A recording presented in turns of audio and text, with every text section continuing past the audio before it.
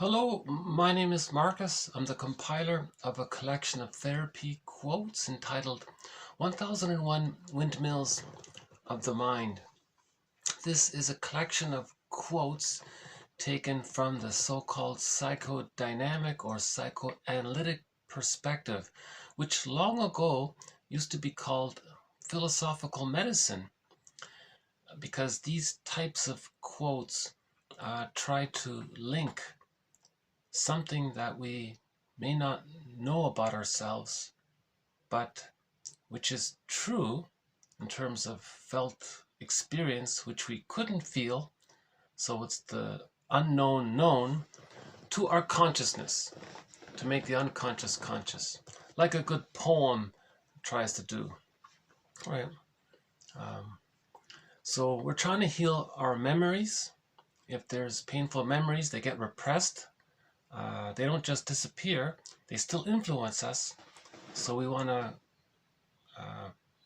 somehow be our own caring witness. Grief is healed when it's witnessed by a caring other. So these types of quotes are helping us to be our own caring other. Charles Berg puts it that we want to unpick the threads of a traumatic script and use those threads to weave a new script. These quotes are building our ego, meaning building our consciousness, because with trauma, the ego gets damaged and we don't want to face things, right? And then because it's when there's trauma, there's too much pain, so we don't want to face it. But we need the ego to face it, right? So these quotes are giving us knowledge and understanding and theoretical constructs, and some ideas may be helpful, and then if we build our awareness, then we understand. When we understand, we have that proverb here from the French, that when we understand, then we forgive. Let's see here, hold on a sec. This is an underappreciated proverb here. Hold on.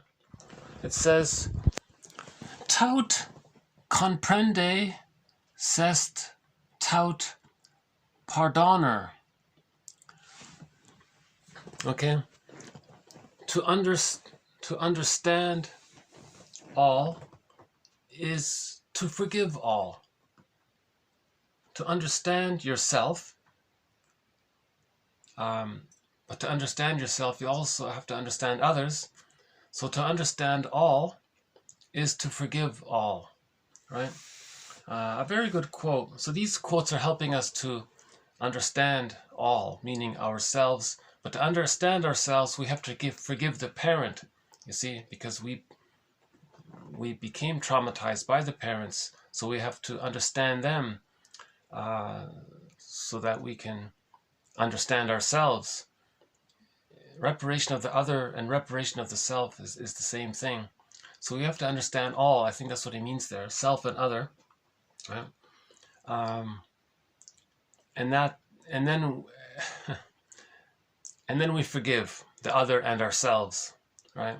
So that's a very good proverb. I'm surprised it isn't more commonly used, right? Again, tout comprende, c'est tout pardonner, or however it's properly pronounced.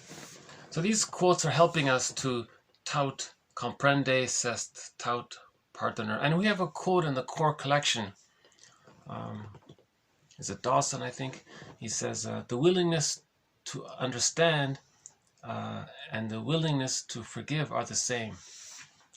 So they're linked there. Understanding leads to forgiveness, in other words. So these quotes, one metaphor is that they're helping us to they're helping us to be our own existential detective, because with trauma things get split off and compartmentalized and then repressed and then projected outward. Things are compartmentalized, so we want to be our own existential detective, stand in the spaces and link everything up. so we can make an interpretation, something that's going on regularly with us. We try to find out when it started, and then to see it in the here and now, being played out in the here and now. Okay, so that's called an interpretation.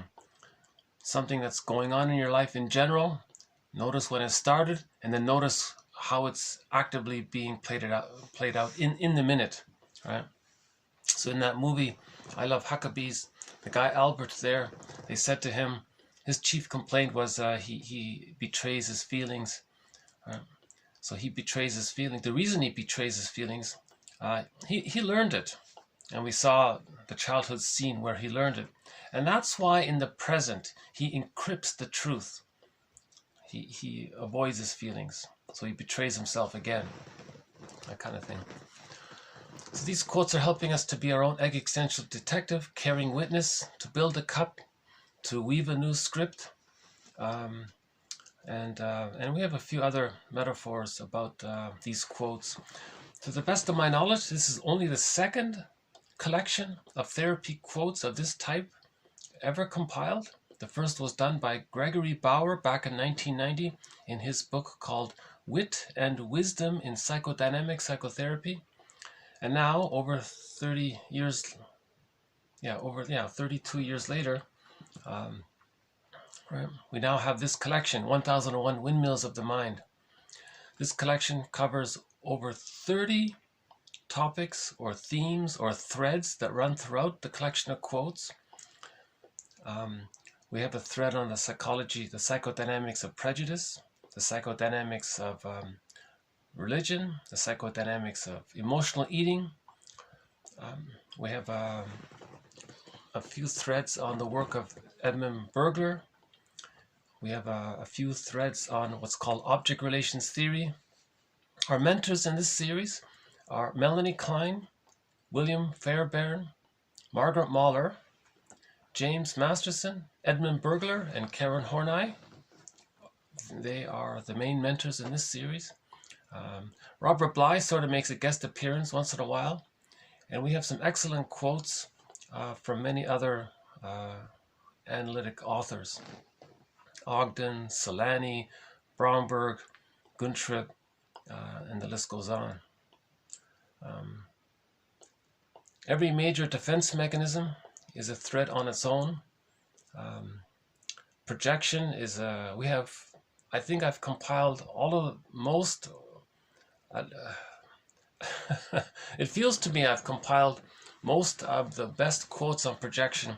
My favorite one out of the 100 is, projection is the means of bringing repressed material to consciousness.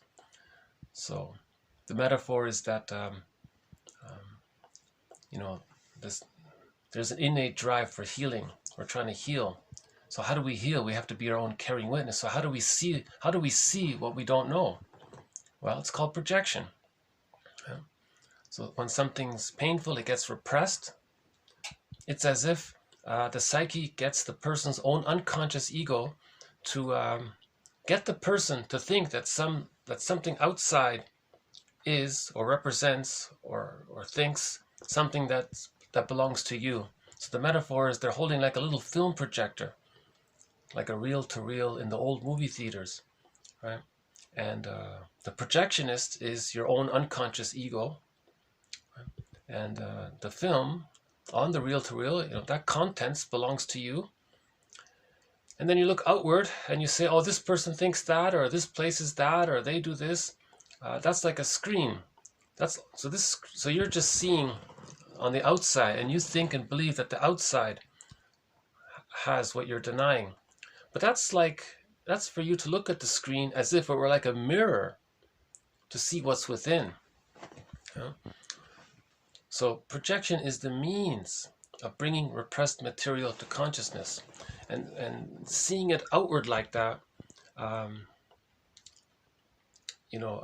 think that's what they mean when they say "as above, so below," as outward, so within. What you're saying outwardly, that's a reflection of what you're not aware of it being within. So we have a major thread on projection, projective identification. reaction formation, the moral defense, identification with the aggressor, symbiosis, rationalization, and the list goes on. So we have there's a fair bit of material here, you know. I've kept the jargon to the minimum. I picked out the best quotes where the jargon makes some sense. Right. So there's no Freud, by the way, because I don't read German, and I don't trust the English translations of it. There's no Jung, there's no Lacan, and there's no. I've picked authors that write more clearly, right? That make me feel, oh, okay, I get it. You know, I'm an ordinary person. I'm not a therapist or a professor. I'm the compiler of these quotes. So if it makes sense to me, I'm confident it'll make sense to the average, to anyone, right?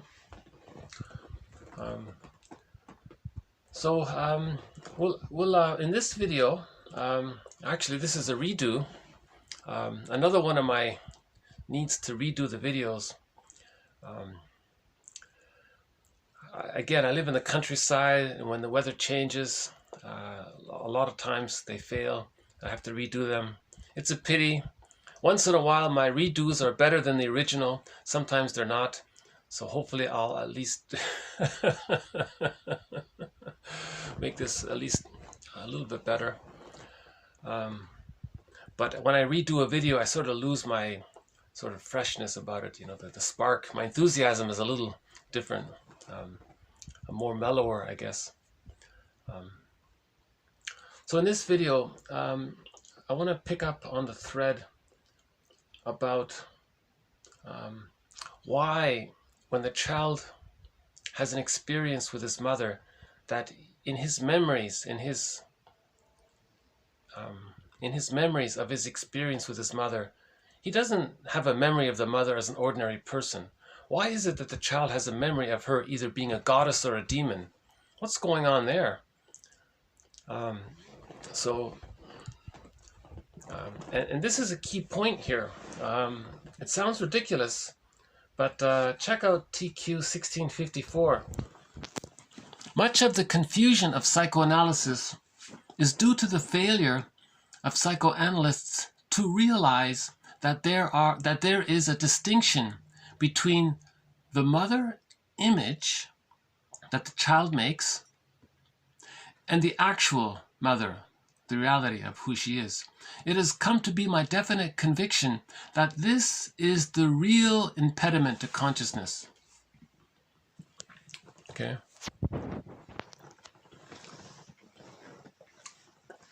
So they call that imago. The child makes an imago of the mother to distinguish it from it being like a carbon copy, photocopy image of the mother.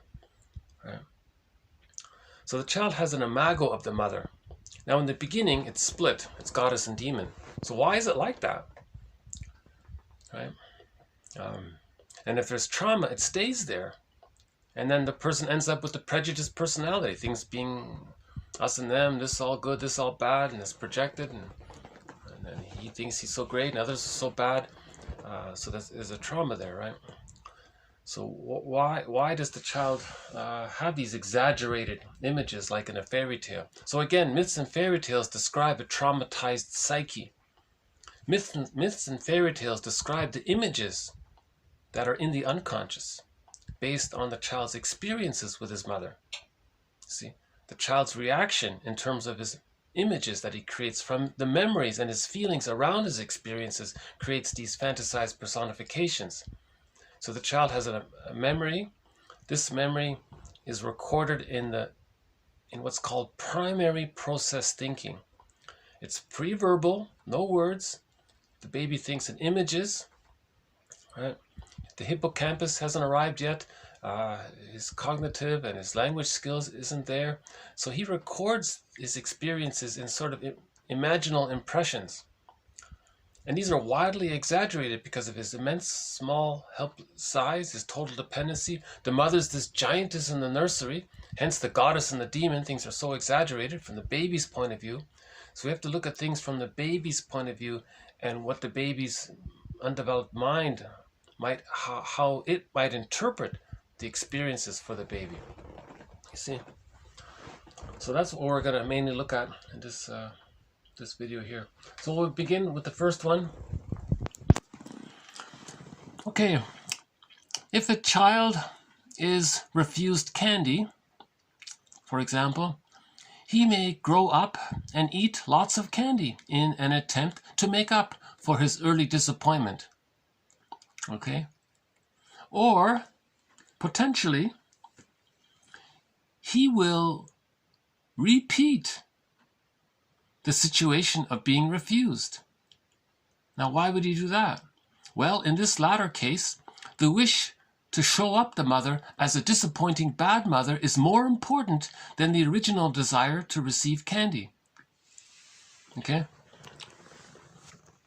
So Bergler is a very excellent teacher. You have to keep that in mind with his examples. So he just made an example there. The child had a wish for love.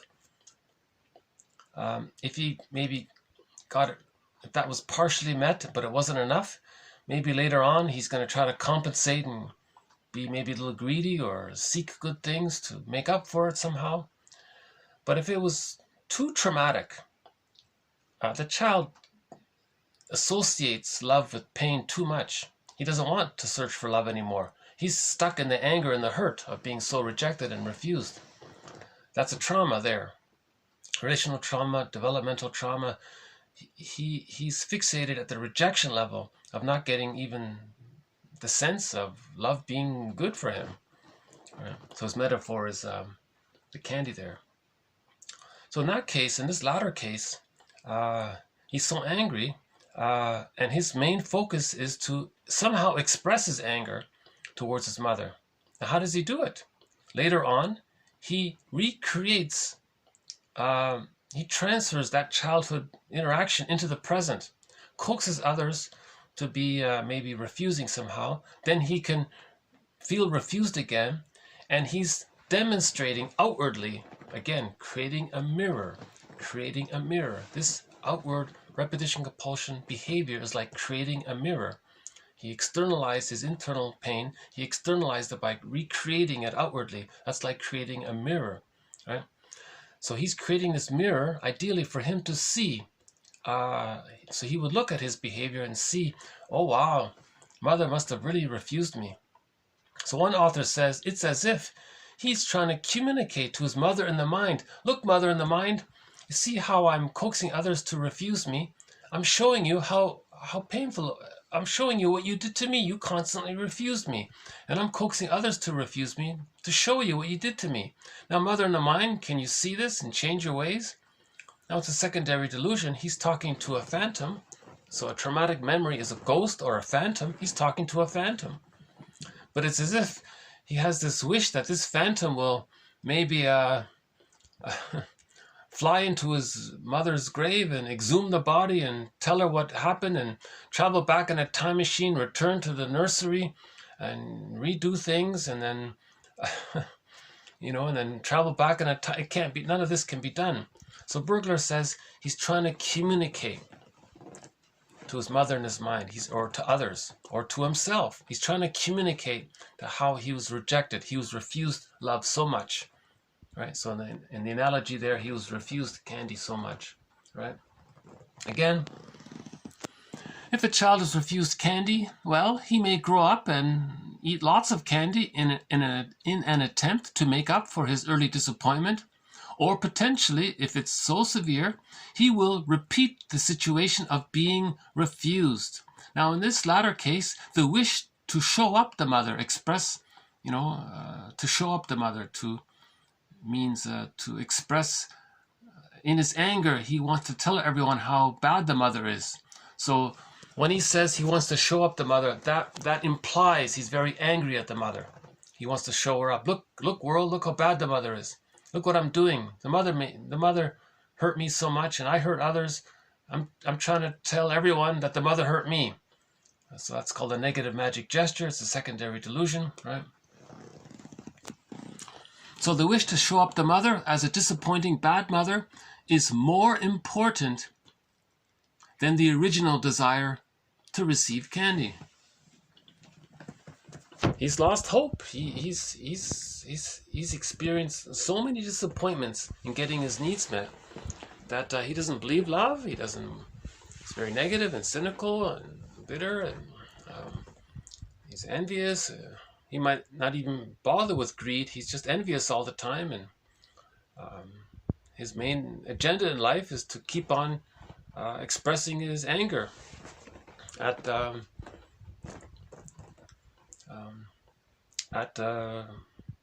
refusing mother, and he's like Sisyphus. He's repeating it.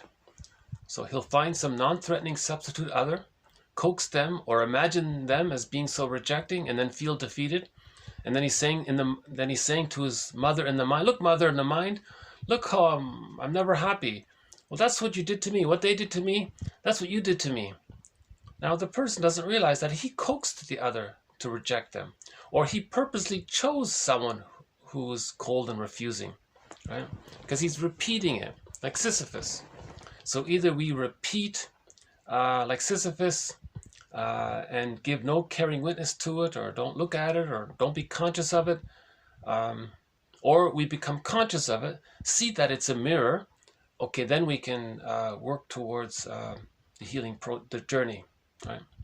Once you're aware of the situation, now you picked up the golden feather, and you're working towards getting the key out from under mother's pillow to get back your golden ball, because the golden ball was lost. Right? Robert Bly's metaphor. So how does he do this? So Bergler sort of spells it out a bit. Okay, now this may lead to the following mechanism. Number one, through their behavior, they provoke unconsciously a disappointment. Okay? So as a baby, they were disappointed. Now when there's trauma, there's repetition compulsion. He's going to repeat it. Repetition compulsion means he wants to get a better outcome. He doesn't want to feel the situation being so painful, so he wants to redo it and get a better result. Now, it can't be done. It's a secondary delusion, but that's sort of his positive intention of why he's repeating it, seeking a better outcome. After the age of 5, it can't be done, but that's his positive intention. So he has a positive intention for it, right? But it can't be done. Now, he's doing it as well because the psyche seeks for him to create a mirror for him to see it. So that's the psyche's attempt at healing that way, right? So, number one, through their behavior, they will provoke unconsciously a disappointment. Because the original scene, the baby was disappointed. Now, as an adult, they're going to somehow say something rude to someone, and they're not going to accept them. They got disappointed. So they recreated that. That's step one. Okay, now not realizing that they unconsciously brought about this disappointment, okay, they complain and protest seemingly in self-defense. So the baby couldn't complain, right? Now he recreated the scene. So he found someone else to be a substitute mother in his unconscious fantasy.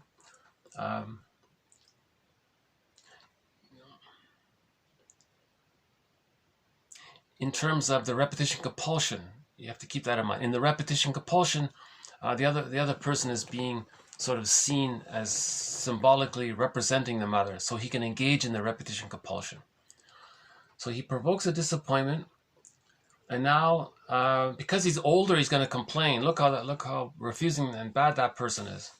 Right? He's talking about his mother. Right? So when he says these bad things about the other person, he's saying, "Look, mother in the mind, you see how that person refused me, and how I'm saying these bad things about them? Well, that's me trying to show you how angry I am at you when I was a baby, but I couldn't do it when I was a baby because I didn't have words.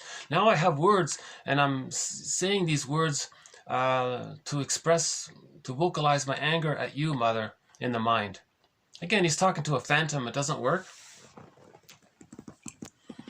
Okay, because it doesn't work, then they re-experience the original refusal in the repetition compulsion, although the positive intention was to get a better outcome. They are still seeking and waiting for mother's love, right? So because it doesn't work, they repeated the disappointment that the child had. So the child had a wish. So Bergler's, one of Bergler's theories, and an immense oversimplification of Bergler's theory, of one of his theories around this, is I'm calling it the 4 steps. The baby has a wish for mother's love, either to get his symbiotic needs met, or to get his mirroring needs met, or to get his secure base needs met, or to get his communicative matching needs met, to be held and to feel safe, those needs met, to be soothed, and the mother helps the child regulate their emotions, helps the child to feel, to learn trust so he can get to know himself. So whatever the baby, for milk, nourishment, physical needs, shelter, warmth, basic human needs, the child, the baby's a person. So people have basic needs. So the baby has these needs for physical warmth and security, right? Protection from the elements. Cold. If the baby's too cold, they're going to need a blanket. So the baby has wishes and needs. Right? Now, if the mother's misattuned, or she doesn't get it or doesn't care, then the baby, it got refused. So that's step 2. Step 3, the child would like to protest, but he can't. He doesn't have motor skills, no language skills. He can't run away. He can't sort of shield himself. He can't communicate. He can't ask for help. He can't. He's helpless, right? So that's step 3. He wants to protest, but he can't. And in number 4, he feels somehow defeated or sad about it all. Okay, so number 1, step 1, he has a wish. Step 2, it gets refused. Step 3, he wants to protest, but he can't. Step 4, he feels defeated. Right? So that's recorded in his implicit memory system. Okay. When it's recorded in his implicit memory system, let's call the deep memory of all that. We can call it the superego. Bergler likes to call it the unconscious conscience. Hold on a sec. Yeah. So, a very good book by Bergler. It's called the superego, and you can see underneath it here, the unconscious conscience. Right? Edmund Bergler there.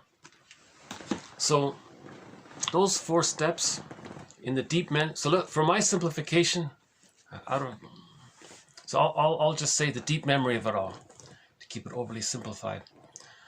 Okay, so those 4 steps are recorded by the deep memory system, the superego, the unconscious conscience.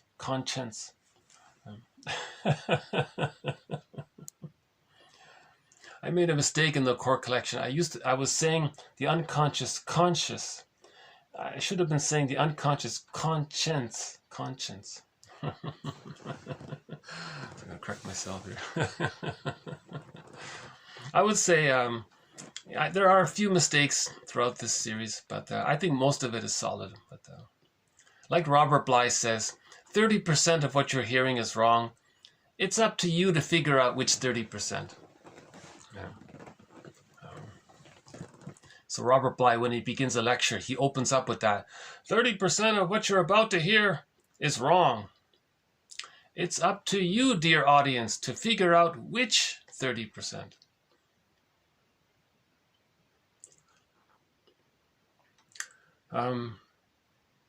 Okay, so then the person is going to recreate those 4 steps in the present. So in the present, the person wants to he wants to be in touch with his real feelings, but remember it got refused. So steps 1 and step 2 got refused. Now step 3, now he's older, he has language, he's going to protest. He's going to protest. But he's arranged so that he's going to be disappointed in the end, because his purpose is to repeat the childhood situation. Bergler's jargon for this activity is psychic masochism. Because when the baby had a wish, that's for pleasure, but when the mother rejected it, that's pain. So the pleasure and the pain got mixed up. Now the child is masochistically attached to the refusing mother. Yeah. Now he's stuck there. That's a fixation. Now when he's older, he's going to repeat that to get out of it. So he's going to protest, but it's a pseudo protest because he's just repeating the original scene to get disappointed again. And if he's not conscious of it, he spends his whole life like Sisyphus doing this. And we have a quote in the next video about this by Bergler as well. Okay, now somebody hearing this might object to all this. A naive objection may be raised here. What are you talking about? Mothers are not at all denying. Mothers are loving and sacrificing. What are you talking about? How dare you say that mothers are refusing and that they're hurting their babies? Impossible. Bergler calmly says, well, that's correct. Okay. He wants to calm them down. Calm down. You see, the child, okay, but the child sees reality through the spectacles of his misconceptions. Fairy tales such as Hansel and Gretel offer excellent illustrations to this fantasy. Okay, in Grimm's story, which has its equivalents in the fairy tales of most societies, the old witch tries to devour children. And one author wrote a book called So the Witch Won't Eat Me. So the child sees the mother on the phone as a devouring witch. Because the baby's angry, he wants to take in, consume, devour the milk. That's his wish. He's angry, it gets mixed up. He sees it on the mother and says that the mother's a devouring witch. Right? So he's projected his needs, the baby projected his needs to take in, to devour, to consume. And he's angry, so he projected his anger at the refusing mother onto the breast mother. Okay, so the fantasized personification of the breast mother is that it's a devouring witch, like in the Hansel and Gretel. You see, so the child sees. You see, the child doesn't see the mother as just an ordinary person on the phone. The child records an image of the mother as being a devouring witch. I know, it's wildly exaggerated, but let's have some understanding for the baby. They're very small, the brain isn't developed. They only have this primal sort of brain stem. It's all about survival, so things are wildly exaggerated. So myths and fairy tales have captured the psychology of when babies are traumatized. Myths and fairy tales describe the traumatized psyche. Right? When you look at a myth or a fairy tale, that a whole myth or a whole fairy tale, that all describes like a dream. It's within. A night dream, it's within. All of the characters in a fairy tale represent one psyche. They represent different memories of one psyche. So a complete fairy tale represents a person's traumatized psyche. Okay? So if the person is still using splitting, that's why in the fairy tale they talk about good fairy godmother and bad witch, or an exaggerated version is the good god and bad god in the myth. So myths and fairy tales describe the traumatized psyche, the inner world. They're pictorial, metaphorical representations, fantasized personifications of the child's memories, of the child's imaginings around his memories. Myths and fairy tales describe the child's pictorial imaginings, his internal theater. The child has an internal theater based on his different memories, right? The mother's loving, oh, the child thinks goddess. The mother's promising, oh, she's some seductress. The mother's rejecting, oh, she's or she's cold, or she's a Medusa. the mother's helpful. Oh, there's a helpful guide in there. And so on. So we have a cast of characters in the internal theater, which myths and fairy tales describe.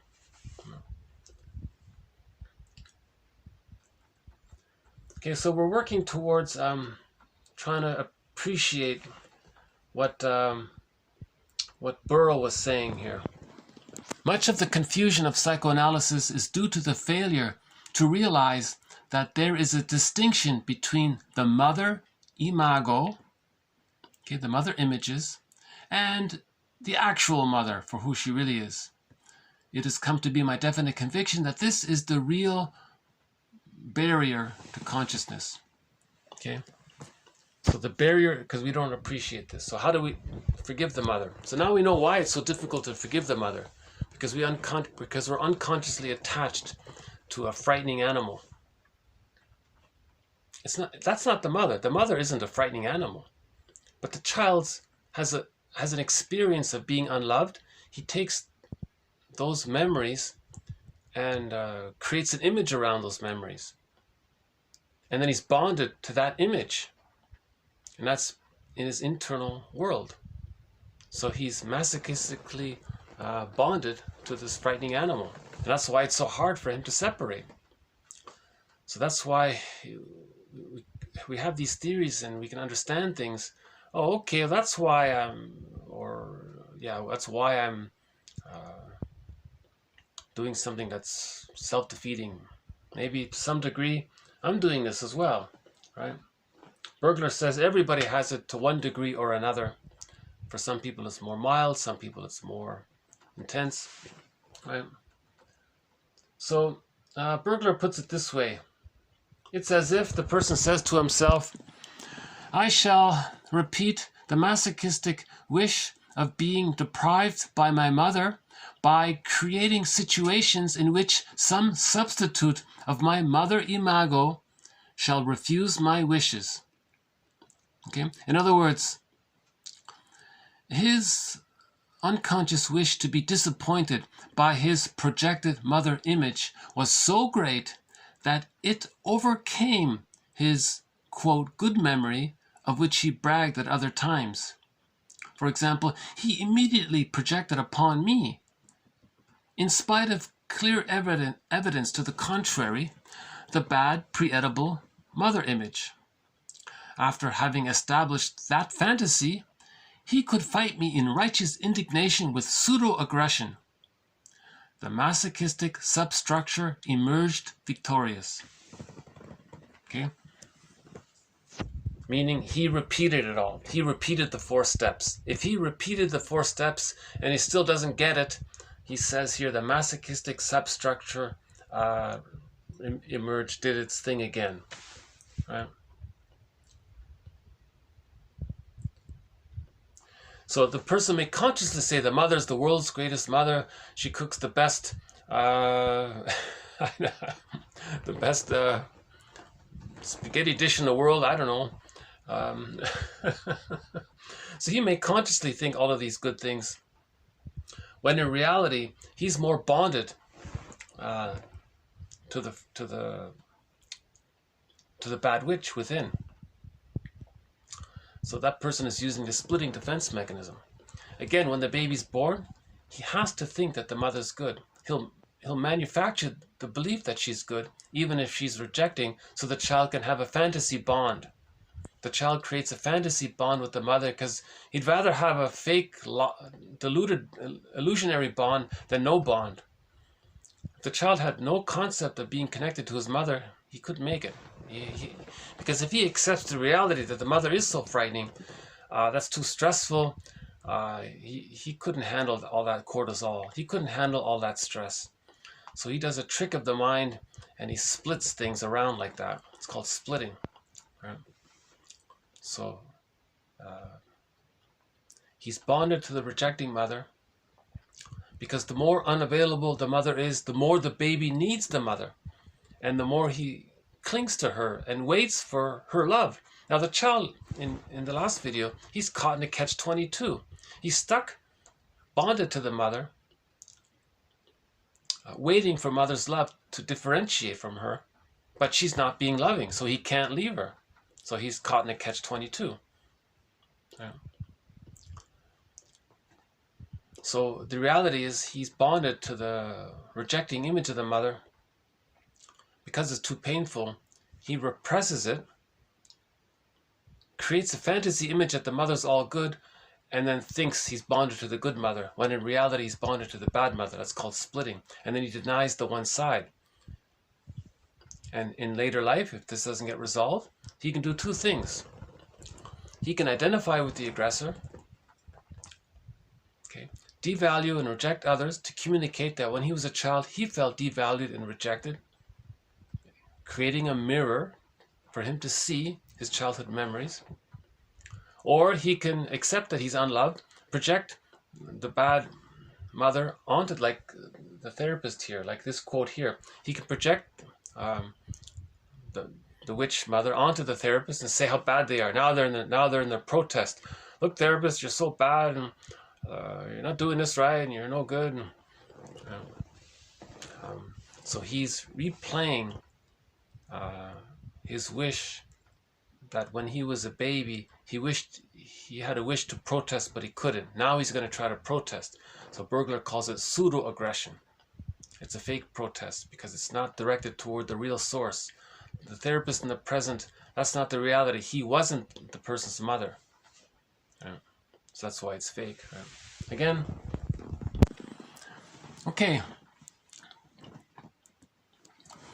If a child is refused candy or love, he may grow up and become maybe a little greedy or look for good things to make up for his disappointment.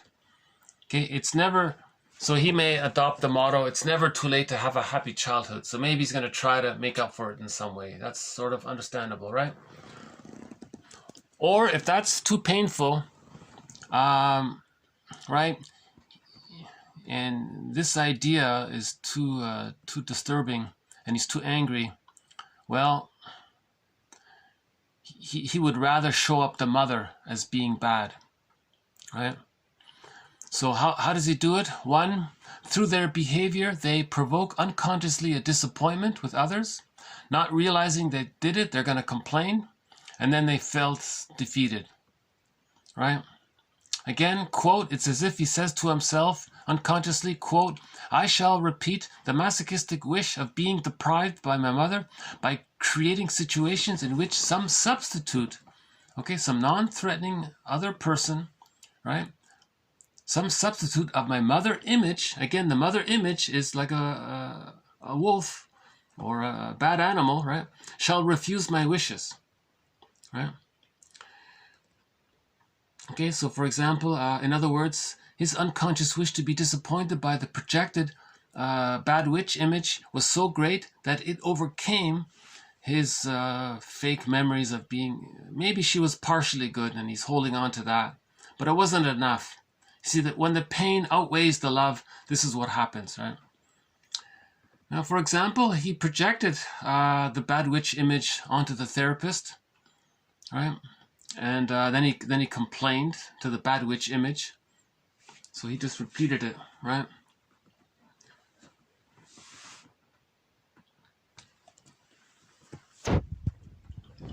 I hope I'm getting some of this across.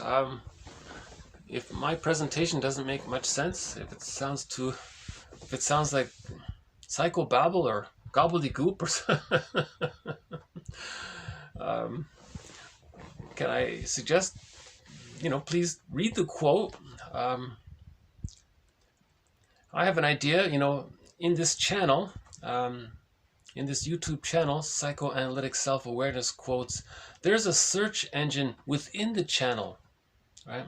If you type in Bergler, you'll get all of the quotes by Bergler.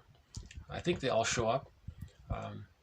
And maybe if you read through Bergler's quotes and then revisit them later on, and likewise revisit them later on, slowly, the idea, it's an interesting idea, right?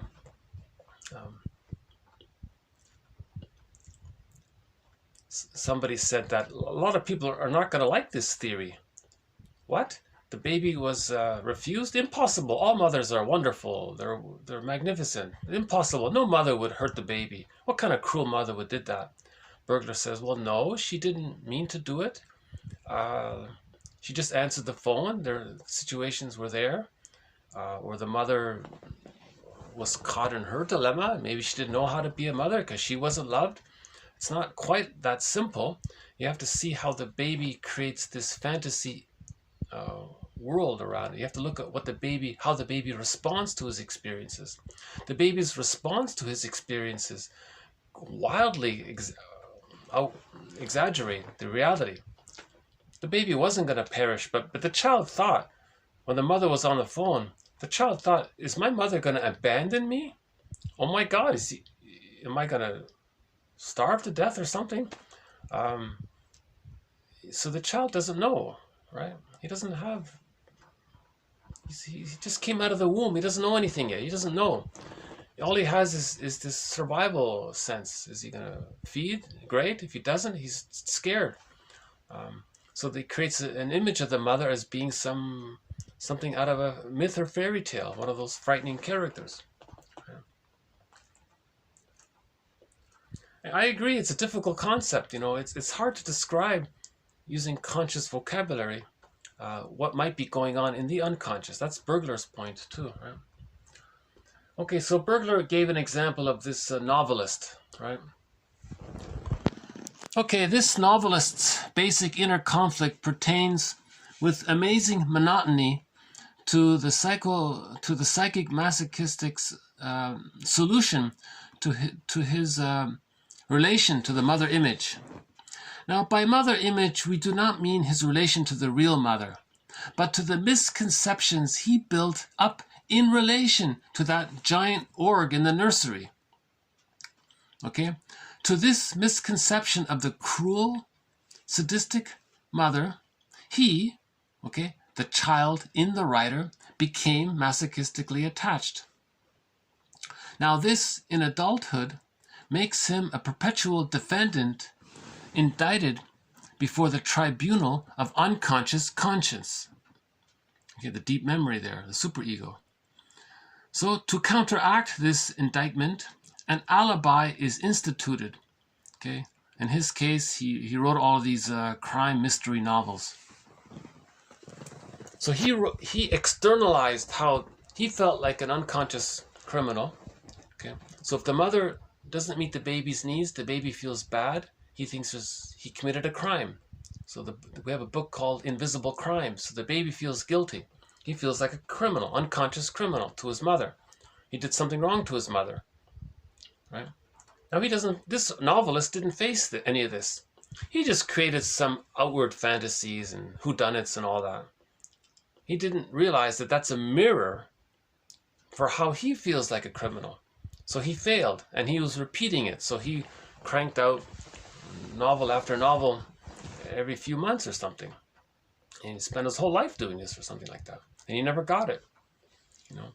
So he was like Sisyphus. He was creating these mirrors for him to see that he unconsciously feels like a criminal, meaning he's not willing to get in touch with how he felt unloved, because he doesn't want to accept the reality that the mother was emotionally unavailable for him as a child. What he may have done is identified with the aggressor, writes all of these novels to say how others are so bad. What he's trying to do is say look, mother in the mind, see these characters in these novels, they're you. I'm trying to show you how bad you were and what you did to me. Now because of the fusion in the identification with the aggressor, look, mother in the mind, see how the criminal did the bad thing to the innocent person? Well, that's what you did to me. Or sometimes see how sometimes the victim rose up and did to them what happened to them. Well, that's my wish to get back at you, to show you up, to show you how bad you are. Something like that. So Bergler was saying, you're creating a mirror for your childhood. No, I'm not. How dare you say such a thing? My mother was so great. She cooked the best spaghetti dish in the world. How can you say such a thing? Then why are you creating all these violent, criminal, violent stories? What's all that about? Oh, it's just for money. Yeah, the public likes it. Oh God, give me a break. Do you begrudge a person for making an income? So he would create excuses and rationalizations. You see, rationalizations are the appearance of being reasonable, right? To hide the truth. Right? So that's what he was doing. Right?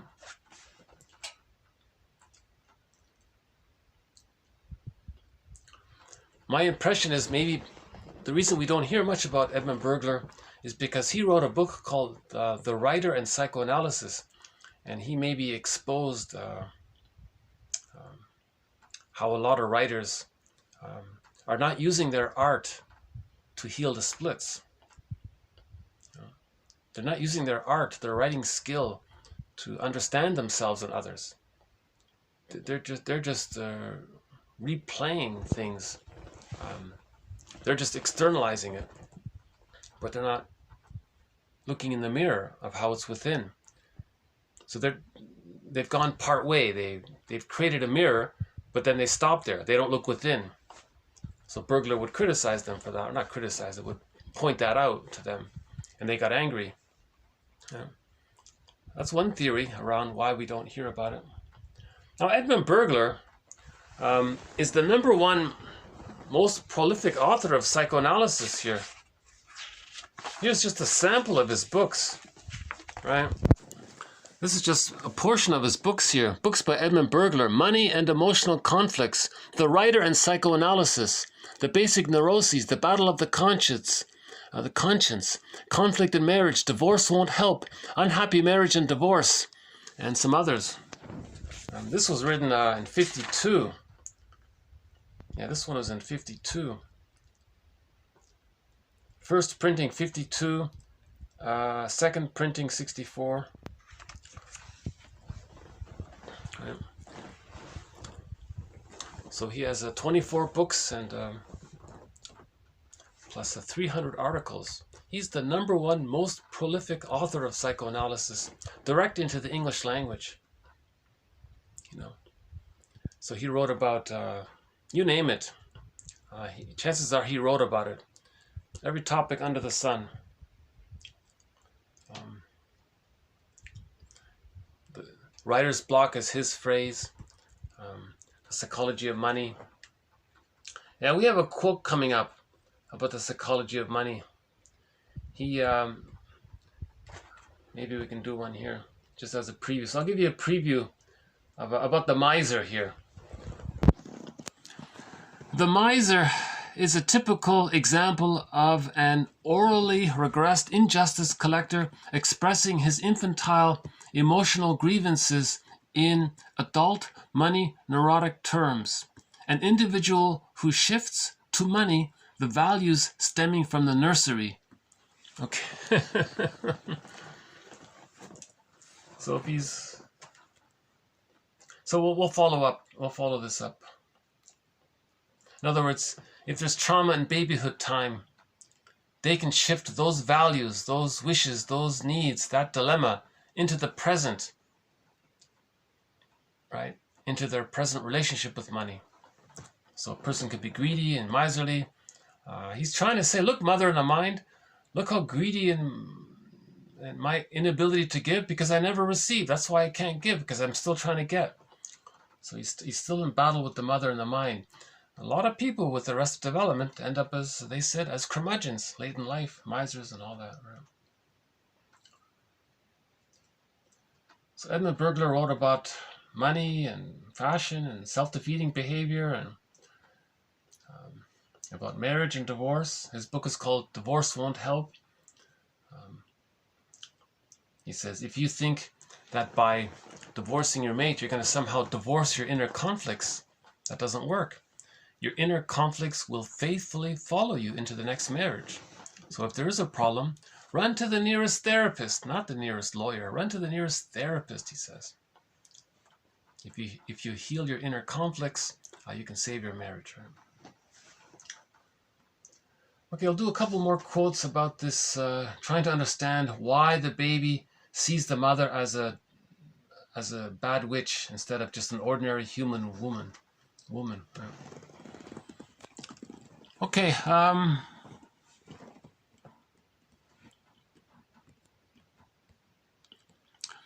Okay, when we read, quote, "His mother was a wicked witch," we must translate it as, the son is unable to detach his attachment needs or life force needs from the mother imago. Okay?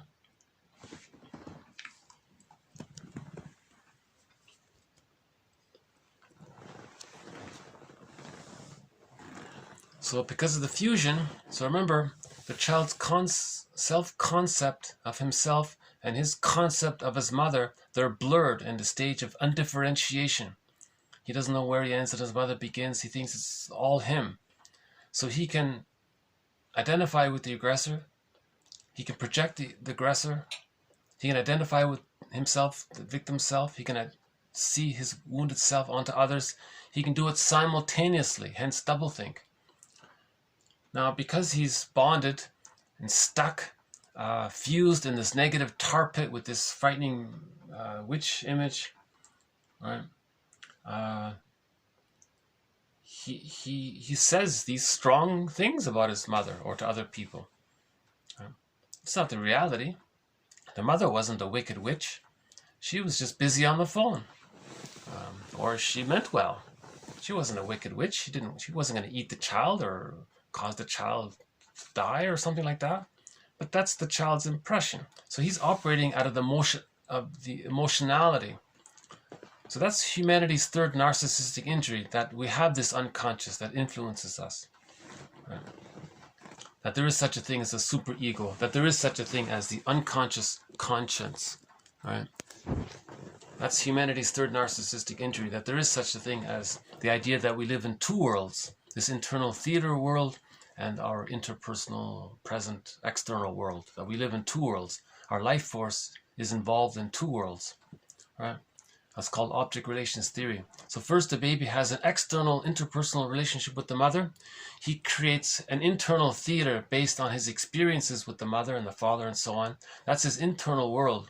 And this, there's a lot of energy there. There's a lot of pain. And because of the repetition compulsion, he's going to distort the present, parataxic distortion. He's going to distort the present or transfer the childhood scene into the present to get a better outcome. So we live in two worlds. That's what it means, right? So if a person has these extreme opinions, it means he's still bonded to that rejecting image of the mother. He didn't forgive her yet because he still believes she's the world's greatest cook. So he didn't forgive her. He's still using splitting. It's this verdict of reality that makes the work of mourning so difficult and painful, right? But the truth will upset you free, as one person said.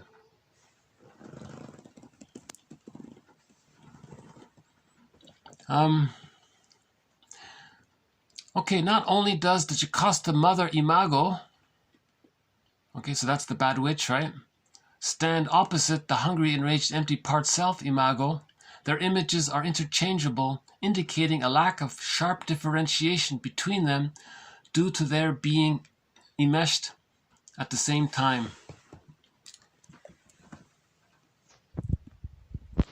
So we have a thread in this series called what's called the Jocasta style of mothering.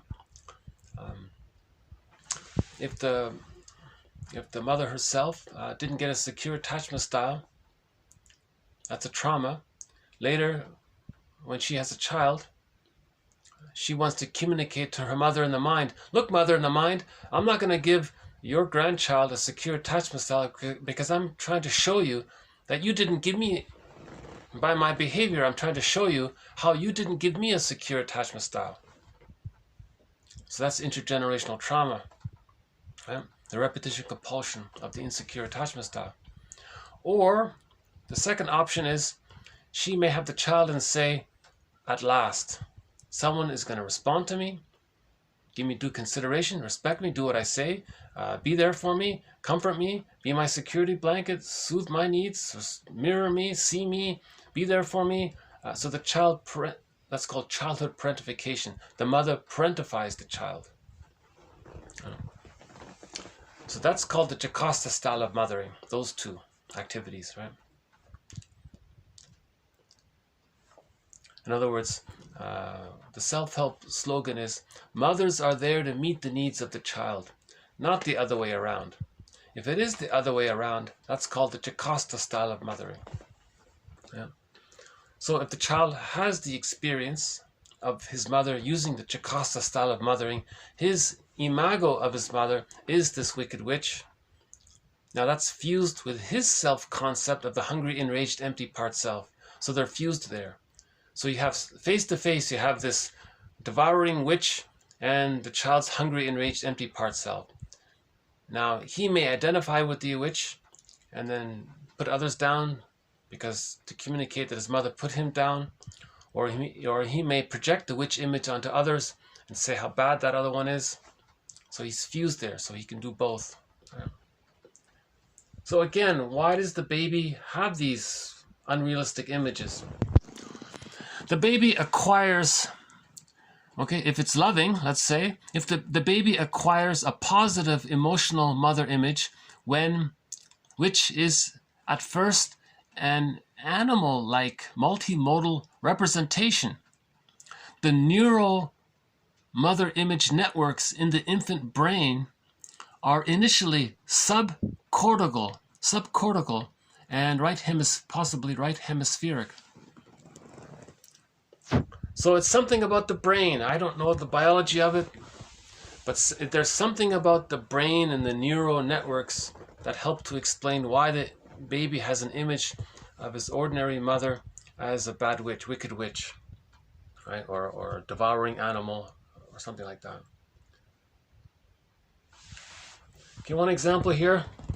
If the femme fatale derives from this pre-edible mother imago, okay, this devouring wicked witch, what about the male? Don't males have it? Okay. So we always say the femme fatale. I think she was saying here, the male version of it would be like the Don Juan and the Peer Gynt and the Playboy and the womanizer, right? So they're also bonded to the rejecting person. So they exploit others, use others, and then reject them, right? Because they're doing to others to communicate what the mother did to them. The mother was a wicked witch to them. They behave in a rejecting, cruel way to others to communicate that that's what happened to them, and they didn't like it. A repetition compulsion. He's trying to create a mirror. His behavior. He's showing by his behavior. That's like creating a mirror. Externalization, creating this mirror, projection, transfer, repetition compulsion, Sisyphus behavior. This is a mirror for the okay? This brings repressed material to consciousness. That's the positive intention of it. All of this is to get the person's attention. All of this is for the person to look at the mirror and see what his memories are like. The reason he's doing all of this is so that he can see what his memories are like, so he can integrate and be his own caring witness and heal and do the grief work and go on the hero's journey. That's called the hero's journey, right? So Odysseus did this, Orestes did this, so we have role models for it, right? And you can read the Iron John story and the Maiden King story, Alan Chinnon's book. He has 50 tales about this. So we have dozens of good examples about this hero's journey. It's called the monomyth, the hero's journey. Yeah. So we have that. We played that song in praise of the vulnerable man, because when you realize that the mother was so rejecting, that you're going to grieve. You're going to sigh. Odysseus was sobbing when he realized all this. Yeah.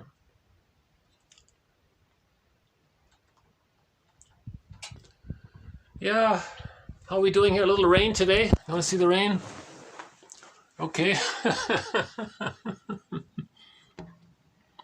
Yeah.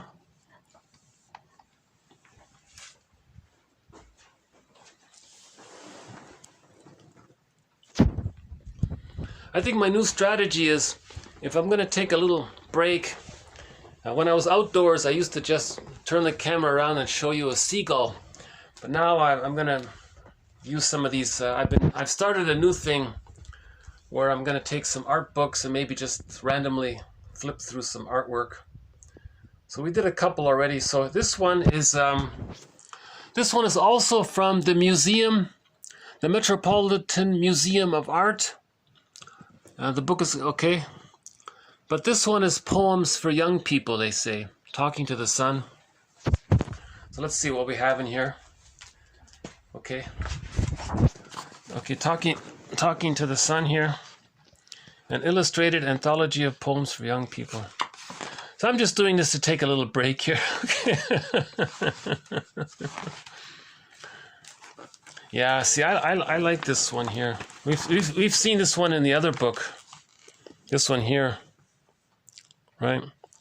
This is called Autumn Landscape. Stained glass window, 1923. Isn't that nice? Are you seeing it okay?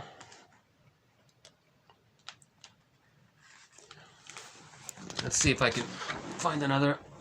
Hold on. This is much better. Hold on. Let's see. Okay. Yeah, that's nice there, eh?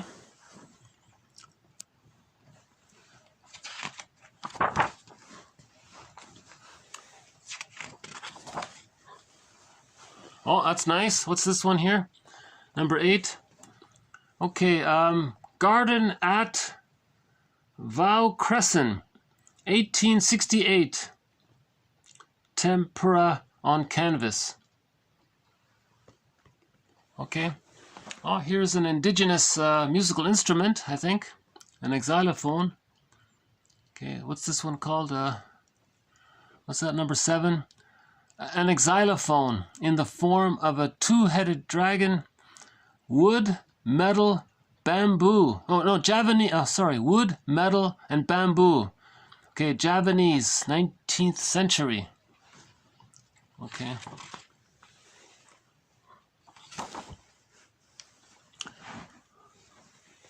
Oh, I like this one here. Number 11. What's this? Peach blossoms. Oil on canvas, 1859. Oh, here's a nice one. Some ducks there. Oh, I like this one here. What's that one there? Detail of the start of the hunt, one of a series of 7 tapestries entitled The Hunt of the Unicorn. Silk, wool, and metal thread. Wow. Silk, wool, and metal thread. That's a Van Gogh one there, called The Flowering Orchid, 1888. Yeah, these duck ones are nice too. Oh, that's nice. Oh, there's a nice one there. What's that one? Plums and orchards. Okay, plum and orchid. Okay, 1633.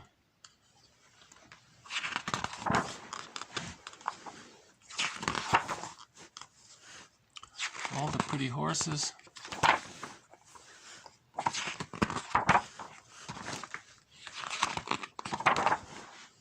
Oh, we talked about this one earlier in a previous video. Yeah, so okay, so there's a duplication here, right?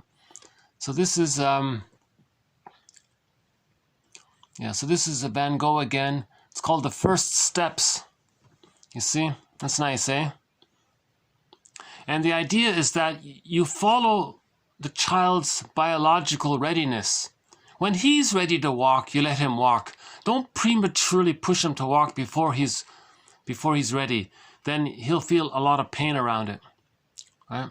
Now, if he enjoys walking, you see that's a different story. And see here, the mother accepts that the child is going to bond to the father. So that's healthy, right? So that's a healthy family there. I would say that's a healthy, happy family, right?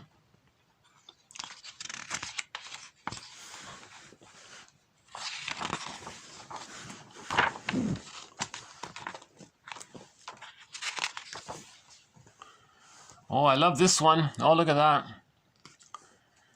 See, I really love the Chinese artwork because they usually include a poem. But this book doesn't tell you what the poem says. But there's a very beautiful poem that often matches the painting, right?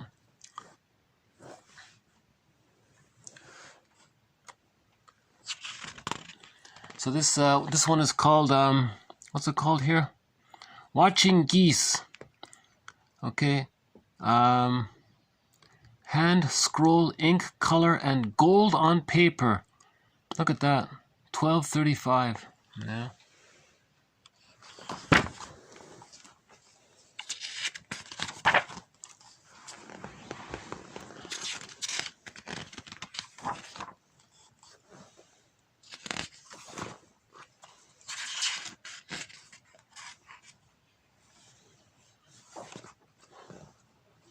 Oh, there's the Joker. Okay, the jester. Okay. Said the jester to the thief. Remember that song? All Along the Watchtower, Jimi Hendrix. Remember that one? He was saying, you know, what's going on here? Yeah, I think in that song, maybe we'll play that song. Yeah, why don't we play that song? Oh, here's a nice one. The dragons, let's see, 62. Detail on an imperial dragon robe, silk embroidered with silks, seed pearls, silver and gold threads. Chinese, late 18th, early 19th century. Yeah, I like that one. Yeah, that's nice. Okay.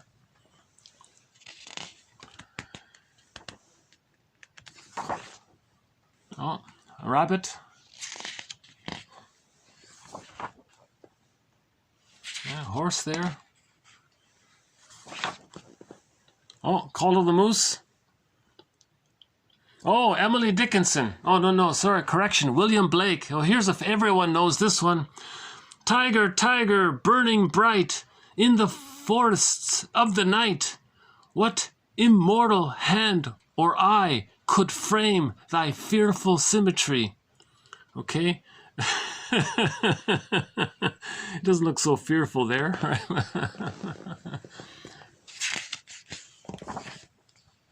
Oh, I love this one. Yeah. Is that the ducks there? The geese? Wild geese flying down across the moon. 1797. Wood block print. Yeah, some nice ones in here. Here's another nice one here. 86. Platter with butterflies, fruit, and flowers. Hard paste porcelain, decorated in polychrome enamel colors and gilt. Made in China for the Western market. Okay. Yeah, peacock instrument there. W.H. Lawrence. Think how a peacock in a forest of high trees shimmers in a stream of blueness and long-tressed magnificence. And women even cut their shimmering hair. Oh, okay. They look like two newlyweds, those two butterflies. Grasshopper and cricket. Crocodile, okay. Oh, here's another great one. Yeah. Li Po 705. Wow. Okay. Another one. Yeah, oh, there's a nice one here with the box. That's a mountain there. What's that one? 103. Lid of a writing box. Black liqueur, early 19th century. Okay, Mount Fiji, I guess.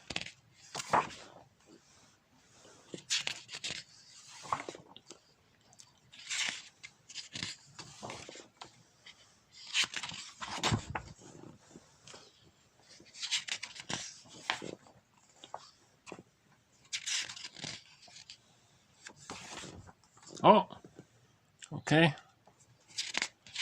Day at the beach there. Yeah.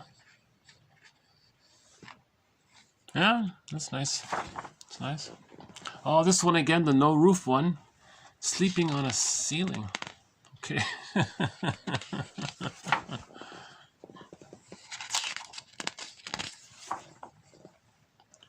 Oh, I like this blue one here. Look at that. A Bavarian gentian is a deep blue flower. In this poem, at the center of the deep blueness of the flowers, there is another universe. Oh, there's that one there. You see, this one here, this means his unconscious, you see? He's not aware that there's a part of him. See, it's split off. This is repressed, you see? But this is running his life, and he doesn't know it. You see the gloomy look there? He doesn't know what's running my life. This is running his life, you see? So the goal is to make this conscious. This means his unconscious, right?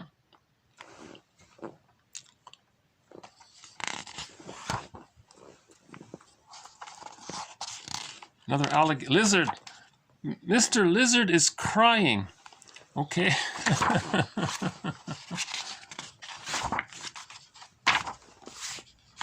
Nice colors there. Another Matisse. No, not Matisse. What is that again? Who's that? Oh, Monet. Yeah, he's very popular, eh? Yeah, Picasso, Monet. They seem to be the two most popular ones, huh? That's a nice one. That's nice. Oh, that's it. Okay. Okay. So that's my little break there. So we'll go back to the quotes.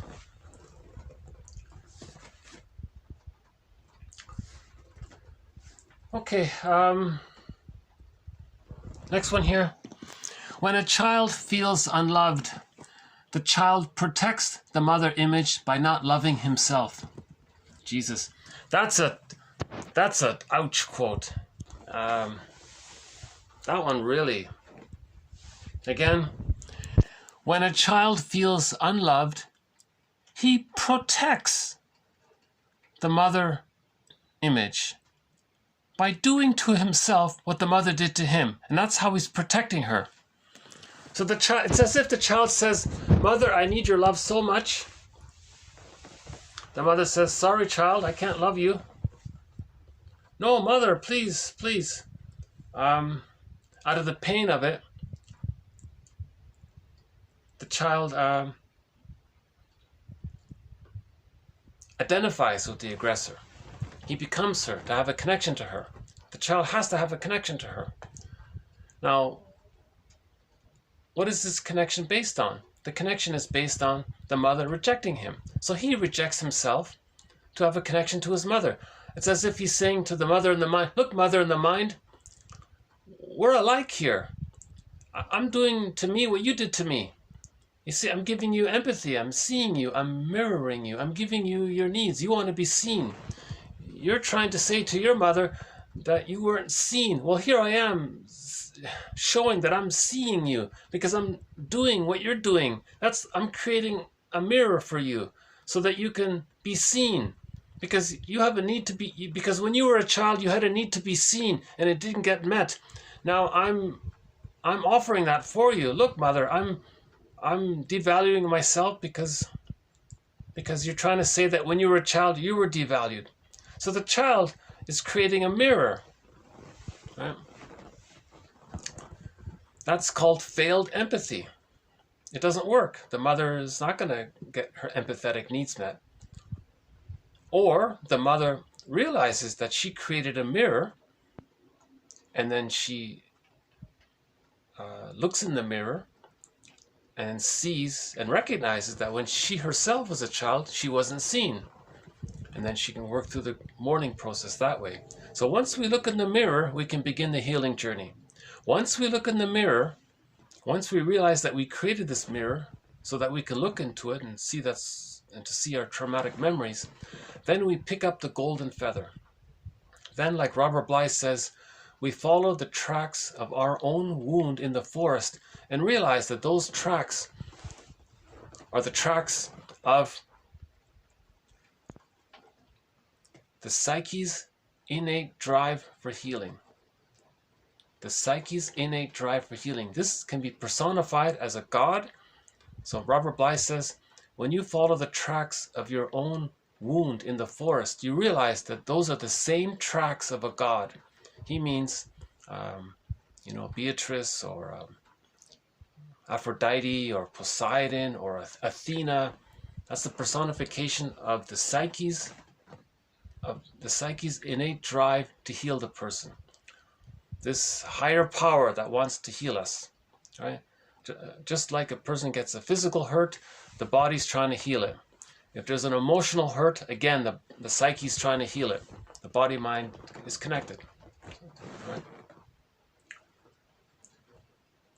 Okay, next one here.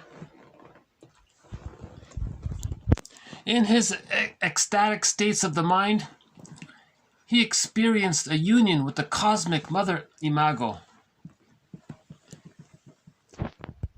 So if splitting is still there, goddess and demon, he might sometimes project the goddess image onto some fantasy goddess image in the sky and imagine they're one. And he says he has an experience. It's just a fantasy. He's replaying the child's fantasy that the mother was good, but she wasn't. So we wanted to get mother's love. Now, no fantasy image can offer the child the love they didn't get. So it's just a defense mechanism. So fantasy is a defense mechanism to deal with the pain. The idea is for the person to see that he just created a mirror. Him using this defense mechanism of fantasy, that's creating a mirror for him to see that he has this fantasy. Why does he have this fantasy? Because he was unloved. Okay, now that's the reality. Now he looks at the mother. He picks up the Enneagram and finds out which unhealthy Enneagram type his mother was and which one his father was. Then that makes sense. Now you realize why you are the way you are. Then things start to make sense. You're gaining knowledge. This knowledge is basic trust. Then you forgive the parents. When things start to make sense, you're being your own caring witness. Right? So the Enneagram helps us to be our own existential detective. That's one of the tools in the bag, in the existential detective's bag. One of the tools is the Enneagram. Another one is 1001 Windmills of the Mind.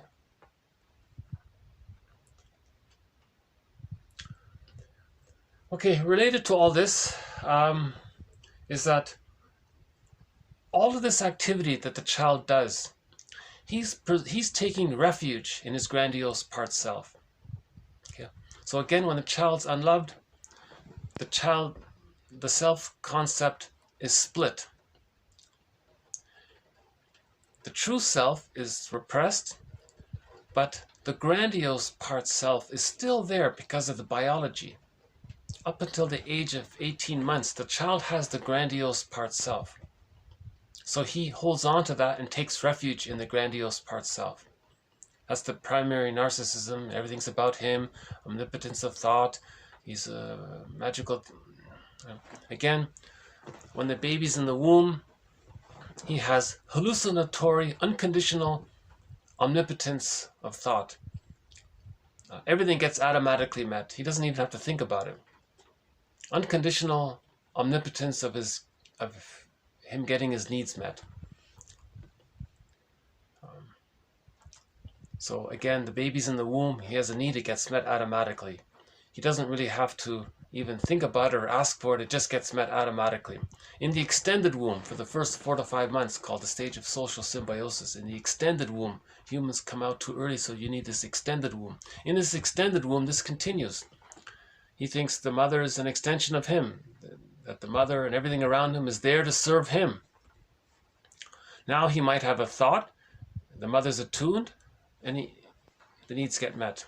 Omnipotence of thought. He might shake his rattle, and the mother's attuned, and she meets the baby's needs. Omnipotence of gesture. Now this way of thinking it's all about him, he's like a magic sorcerer or a little god. Bergler calls it autarkic thinking, right? He's like almost like a little dictator. He can just magically command everything that he wants. Right? That's called the grandiose part self, sometimes called infantile megalomania. That's there up until the age of 18 months automatically. Right? So this is all being preserved. During this repetition compulsion, the person is taking refuge and comfort that he's so important, that he's mastering it, that he's being active, he's doing it. So he's taking refuge in his powerful thinking. Right? When he creates this mirror, he created this mirror, so he feels important. When he creates this drama, he did it, so he feels important. So he's taking refuge in this part of him that he still has. He still has this grandiose part self. His true self, his feeling self, his golden ball, his firebird. Okay, that's all repressed. He's not aware of it. Right? So this next quote is in relation to that point here. At the beginning of extrauterine life, okay, so we say the intrauterine womb. Now when he's born, he enters into the extrauterine womb. It's the extended womb. He enters into a psychological egg, another egg. Right? At the beginning of the extrauterine womb life, okay, postnatal life, the baby is ignorant of any sources of pleasure other than in himself. Okay, so all pleasure is created by him. A state of falling within the scope of the period of unconditional omnipotence described by Ferenczi. As one theory has it, the maternal breast is for a time regarded by the child as a part of his own self. So just like the womb environment was there for him, the breast is there for him. The familiar controversy about when the ego is discovered must much more correctly and fruitfully be replaced by the more important question, when is the object discovered? Okay, so Mahler says the child begins the process of discovering that there is an object, a mother, a separate person. It begins between 4 and 5 months. That's her answer. Some say it can begin as early as 3 months. Some say it begins maybe a little later. This stage of infantile omnipotence is an autarkic fiction. Okay, fantasy that he's a little god, right, of the infant. Now notice how those with the narcissistic pattern, okay, so they're fixated during that time, right? Notice how they utilize and objectify others.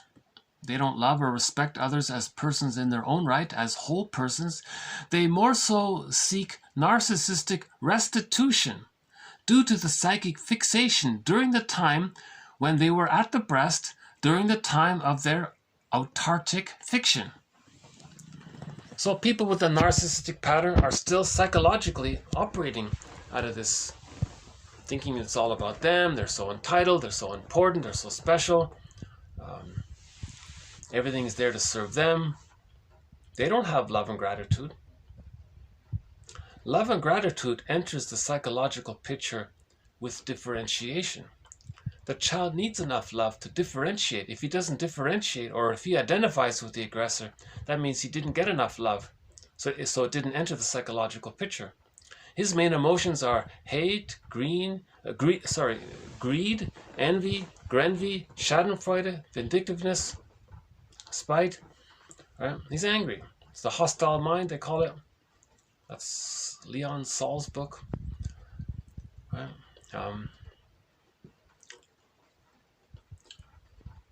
So they're taking refuge in the grandiose part self, this autarkic fiction, this infantile megalomania. It's all about them. They're taking refuge there. They're holding on to that.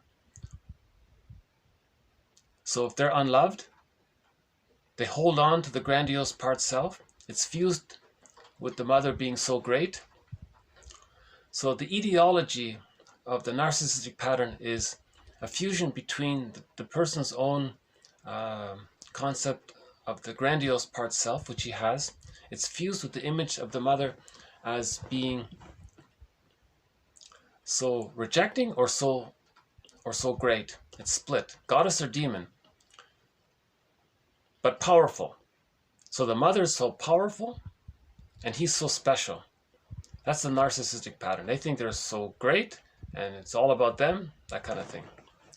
You see. Now in the narcissistic pattern, they're repeating what happened to them. Okay, so the mother didn't love them. Later on, they don't love others to communicate that when they were a child, they weren't loved. They felt devalued. So later, they devalue others to communicate that when they were a child, they felt devalued. Right? And it's Sisyphus. When they do that, they're doing it to themselves. They feel devalued when they devalue others.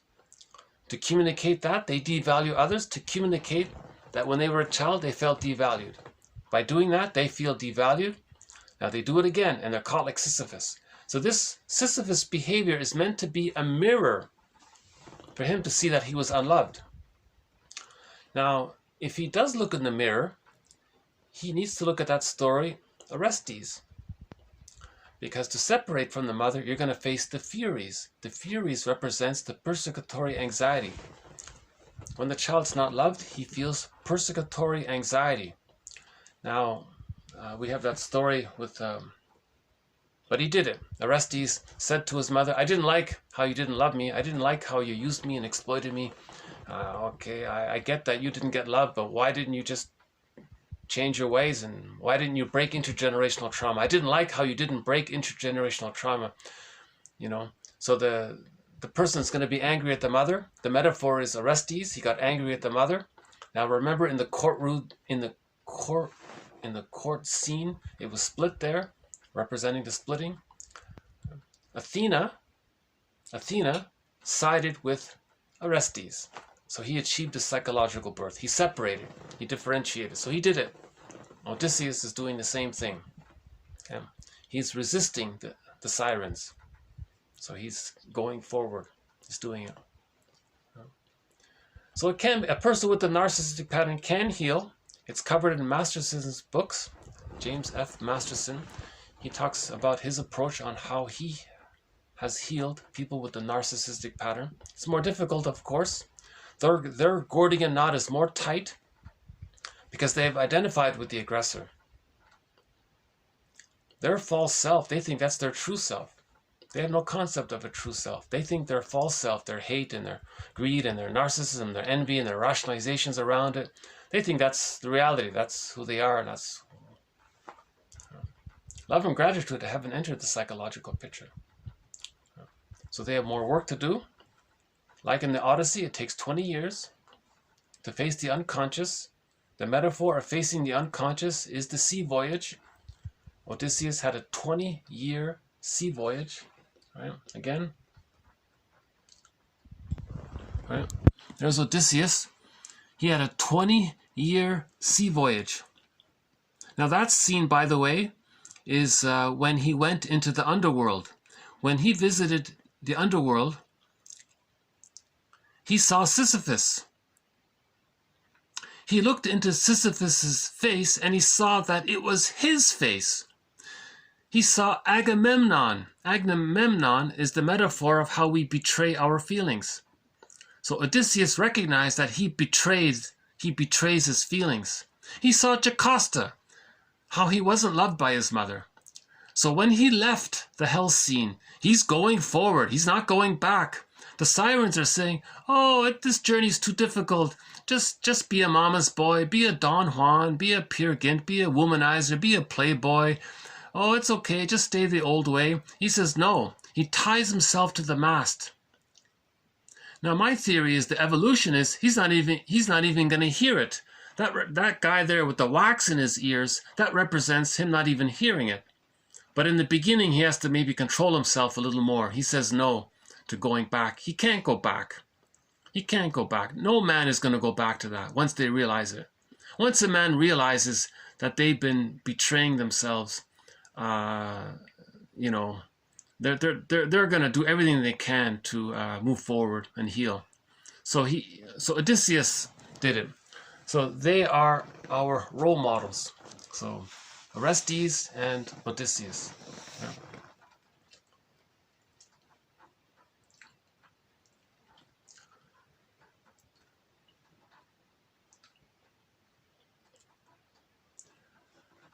Okay. I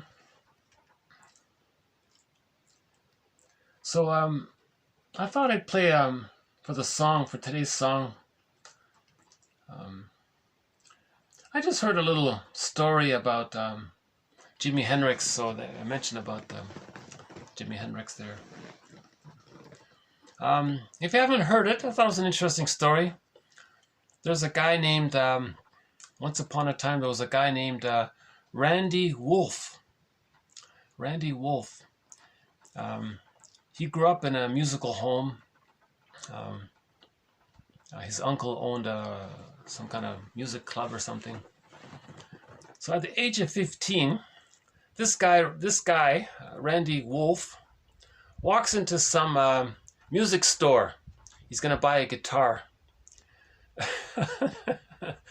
While he's in the music store, he sees a guy there named, what is it? Jimmy James. So he sees a guy there. His name was Jimmy James. Unknown, just some guy named Jimmy James. So Randy Wolf sees this guy playing. He's playing pretty well. He says, gee, I want to learn from you. Can I jam with you? Can I play with you? And Jimmy James says, oh, sure, yeah, grab a stool. We can play. So they started to play together. And this guy, Jimmy James, said to this 15-year-old kid, he said, you know, you're pretty good.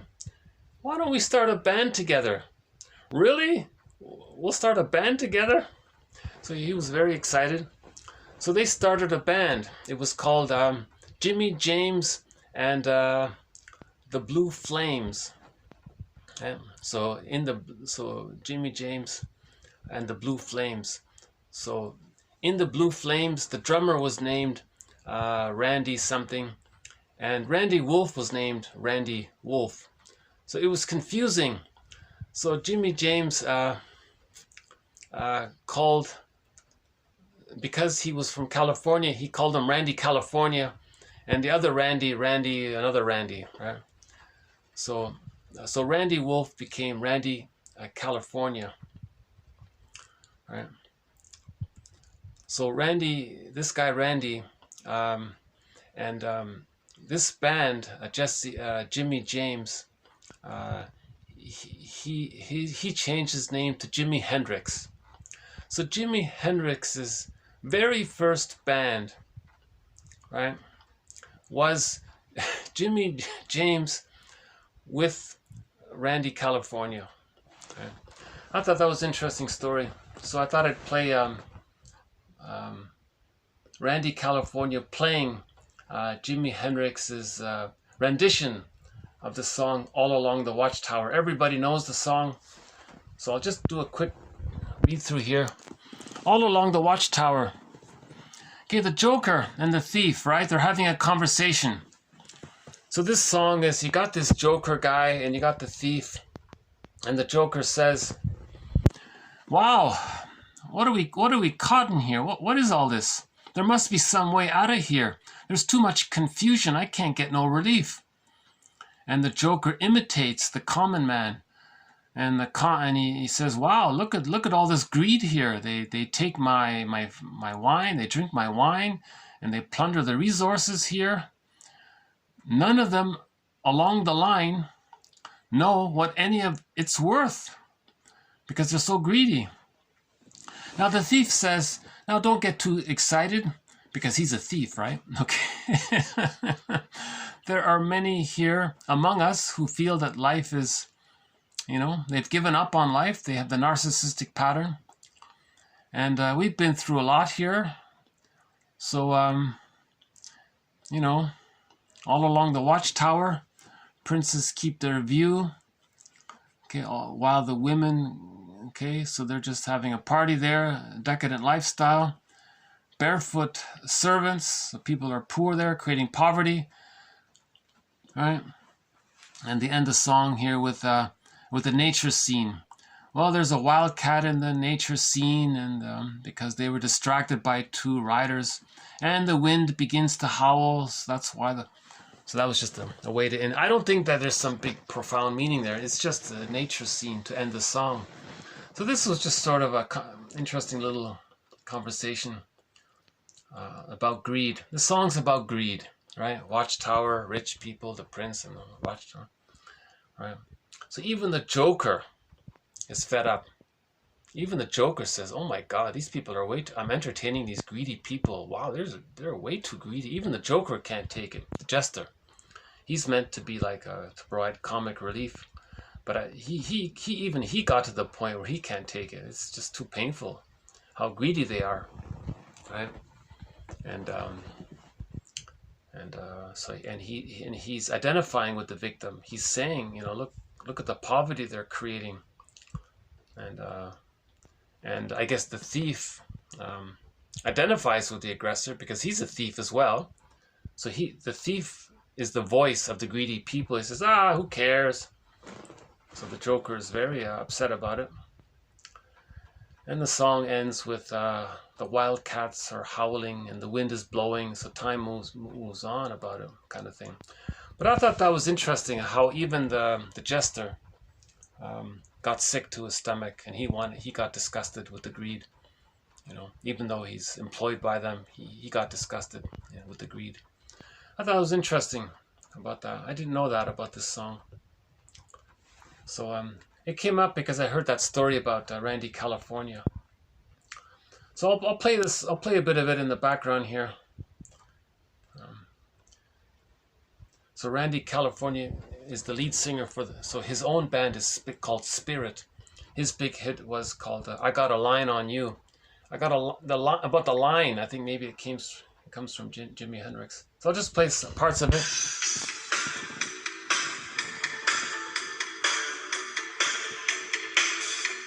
There he is there.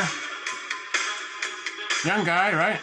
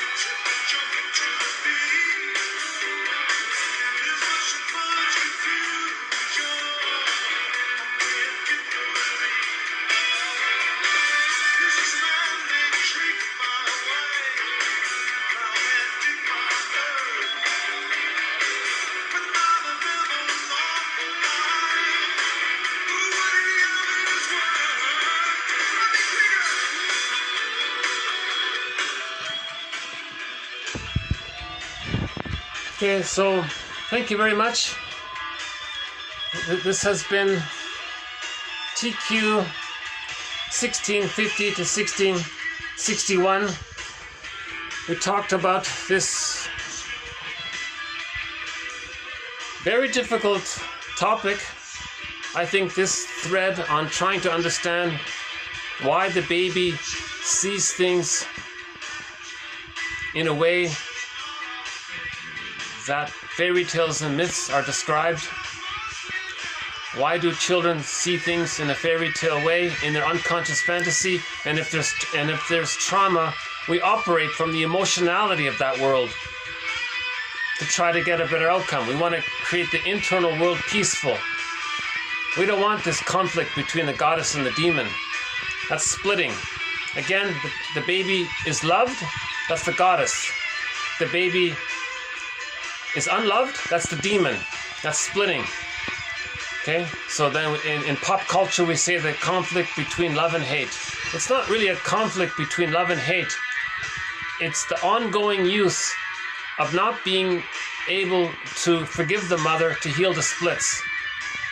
So we want to add understanding so that the love side outweighs the unloved side. When the love outweighs the rejection, the split images come together.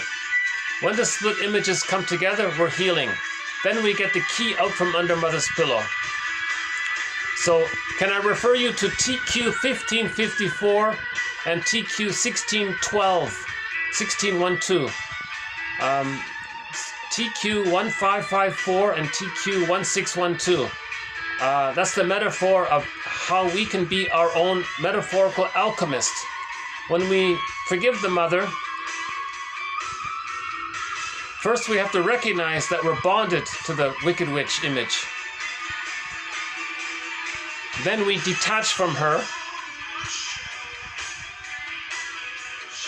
That's Orestes. It's frightening to do that in the emotionality. Now we have two images. Now we step back and we have two images of the mother. We got to bring those two images of the mother together. We got to weld them together. And we had that exercise. Well, just imagine if your mother were loved. Wouldn't she have loved you then? Well, of course she would have. Well, that moves towards forgiveness. And maybe the mother did offer some benefits. Like Bruce Springsteen said, there were some blessings. Yeah, okay, she cooked a good spaghetti dish. There were some benefits. So you got to build up and forgive the mother's side. Let the love outweigh the hurt. Then that allows the split images to come together. When the split images come together, that's the concept of the mother as a whole person. Okay? So Robert Blythe's metaphors, that's getting the key out from under mother's pillow. The pillow, that's a symbol of a whole. Right? It's not two broken pillows, it's one pillow. When you create one pillow, meaning one image of the mother, good and bad together, you can accept it. You can accept the ambivalence. When you can get that point where you can accept the ambivalence and see the mother as a whole, the metaphor in the fairy tale, that's a pillow. Now your key is under that pillow. So you get the key out from under the pillow. That means that's differentiation. When you differentiate from the mother, that's whole object relations. You did it through forgiveness and understanding. Then you have access to the golden ball. Where's the golden ball? It's in the cage. The cage is locked. You need the key. Where's the key? It's under mother's pillow. You have to construct mother's pillow. You have to create mother's pillow. That's being your own alchemist. You're creating the lead, the hurtful pain, the hurtful memories. That's the lead. You want to create the whole image of the mother. That's getting the key. Then you're getting the gold. That's the lead to the gold. That's the metaphor of how we can be our own alchemist. You know?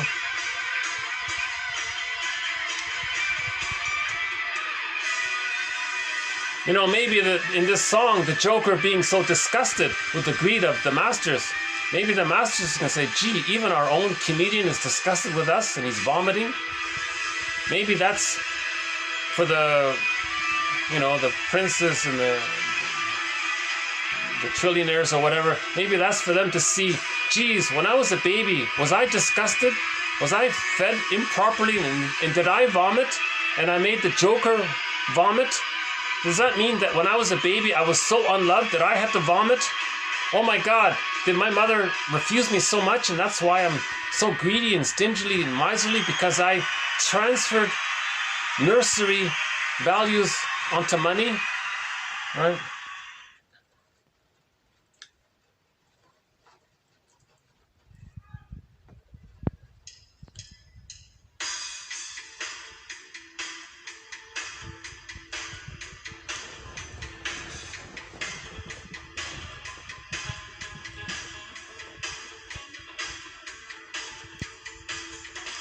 So maybe or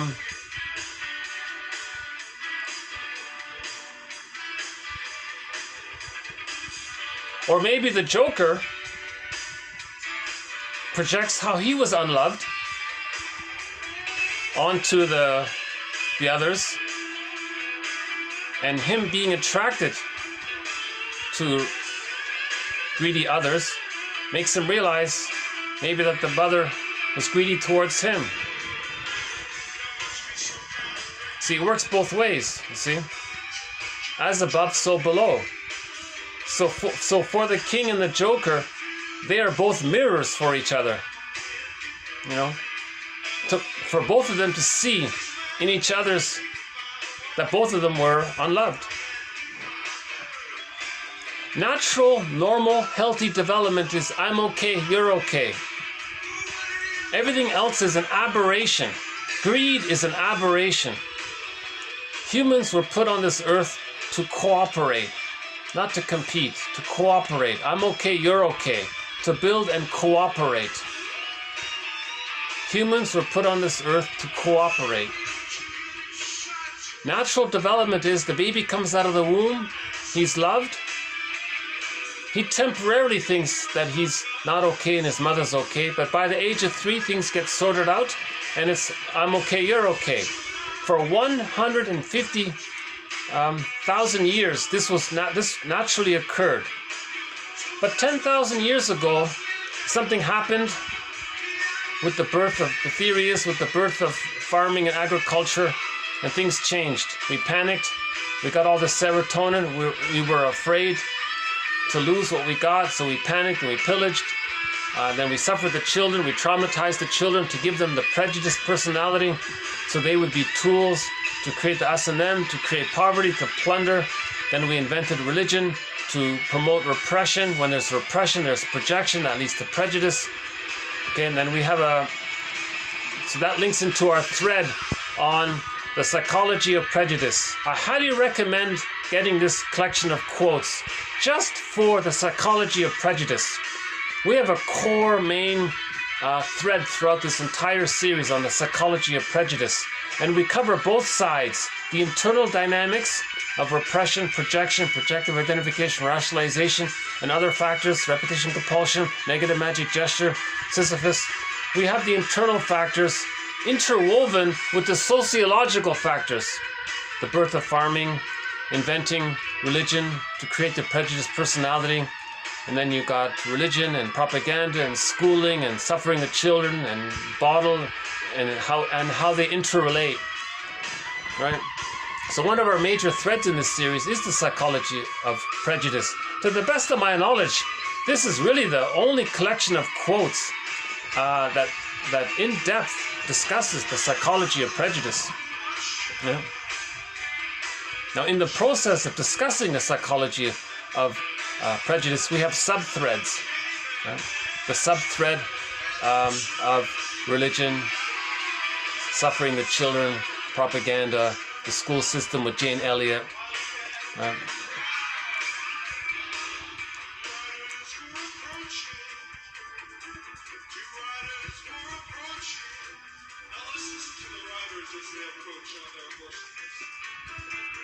See that what he's saying there? I think that's just a way to close the song. You're talking about something serious. You got to end up with a nature scene to close the song. Just like I closed the video with a song, you got to end the song with something lighthearted, right? You don't want to leave the listener upset or something, right?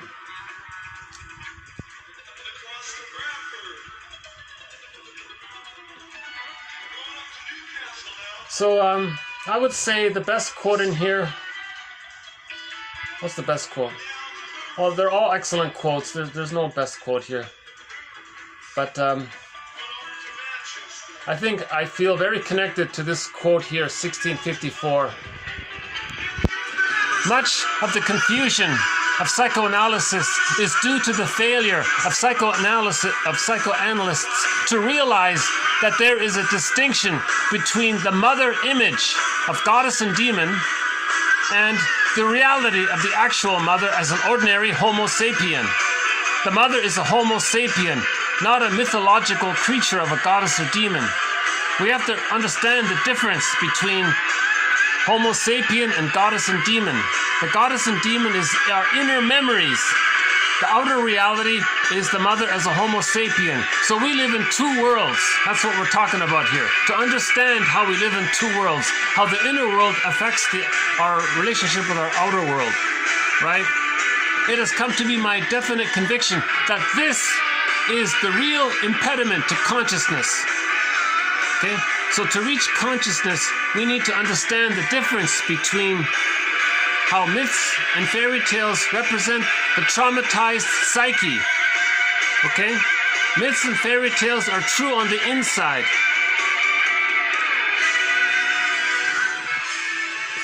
Okay? On that note.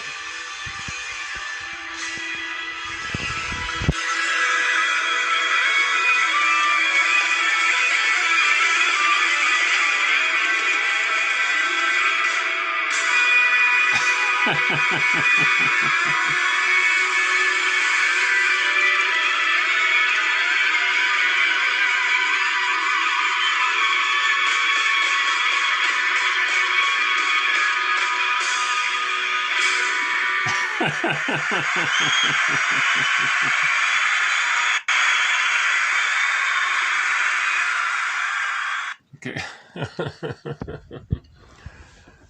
That's called Along the Watchtower, Night of the Guitar, 1989. Yeah. So his big hit is I Got a Line on You, a fun pop song. And his second big hit is called Nature's Way.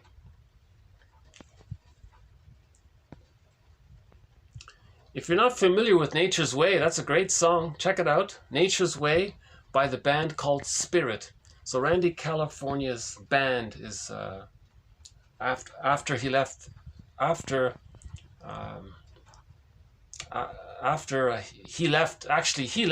Jimi Hendrix. Story is Hendrix went abroad. He was only 15. He wanted to stay in California.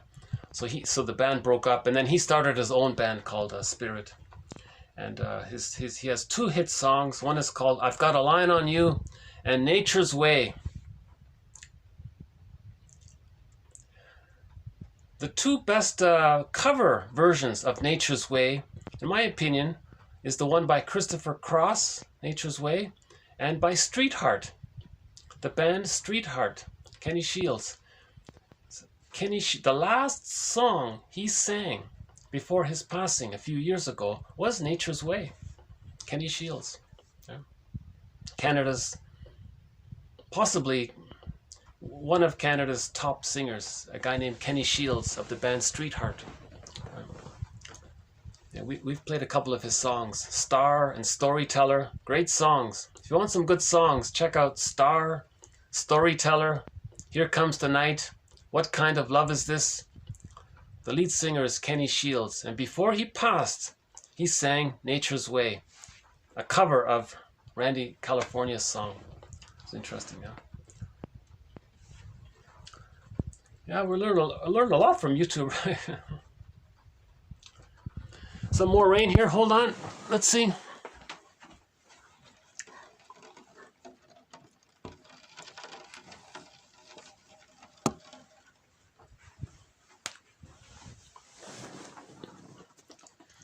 Well, I hope this has been of some interest, and I hope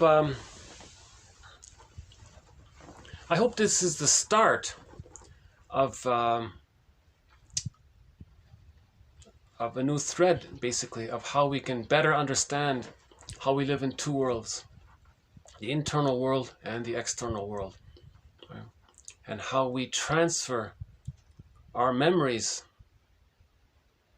into the present to see if we can get a better outcome, but it can't be done. But we do it because we're creating a mirror for us to see our internal world, so we can heal the internal world. So the goal is to heal the internal world. When we heal the internal world, then we enjoy the present. Then we enjoy the present. Yeah. We live with this I'm okay, you're okay. So the relationships become like fine wine, just mutuality and other benefits as well. We enjoy the present. We get the golden ball That's the radiance of our feelings. Aliveness of golden ball means the aliveness of affect, right? Or the firebird. Yeah. So